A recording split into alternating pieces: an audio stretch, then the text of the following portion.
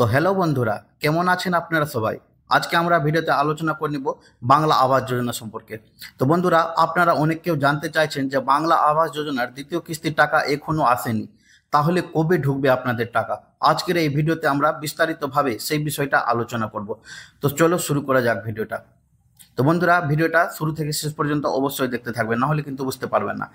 তো বন্ধুরা, অনেকে উপভোক্তা অভিযোগ করেছেন যে প্রথম কিস্তির টাকা পাওয়ার পরও দ্বিতীয় কিস্তির টাকা এখনো তাদের অ্যাকাউন্টে ঢোকেনি।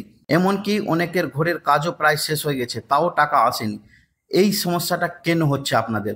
তো এই বিষয় নিয়ে আমি তোমাদেরকে সমাধান দেওয়ার চেষ্টা করব। তো মূলত তিনটি কারণ হচ্ছে বন্ধুরা। প্রথমটা হচ্ছে জেলা স্তরে প্রশাসনিক বিলম্ব, 2 নম্বরটা হচ্ছে এমআইএস রিপোর্ট আপডেট না হওয়া, 3 নম্বর হচ্ছে যে ছবি আপলোড বা ঘরের কাজের অগ্রগতি না দেখানো। এই কারণে সিস্টেম আপনার নামটা পেন্ডিং অবস্থায় রেখেছে। এরপরে আমি বন্ধুরা আপনাদেরকে জানিয়ে দিই যে কি করলে আপনারা সমাধান পেতে পারেন। যদি আপনি দ্বিতীয় কিস্তির জন্য সমস্ত কাজ করে থাকেন, তাহলে নিচের কাজগুলোকে করে ফেলুন। যেমন আপনার ঘরের ছবি স্থানীয় পঞ্চায়েতে জমা দিন। পঞ্চায়েত অফিস বা বিডিও অফিসে গিয়ে জিজ্ঞাসা করুন যে এমআইএস আপডেট হয়েছে কিনা। তারপরে প্রয়োজনীয় আবেদনকারী আওয়াজ সফট আইডি, মানে হচ্ছে যে আপনাদের যখন আবাস যোজনার ছবি তোলা হয়েছিল তখন আপনাদেরকে একটা আইডি দিয়েছিল, বেনিফিশিয়ারি আইডি।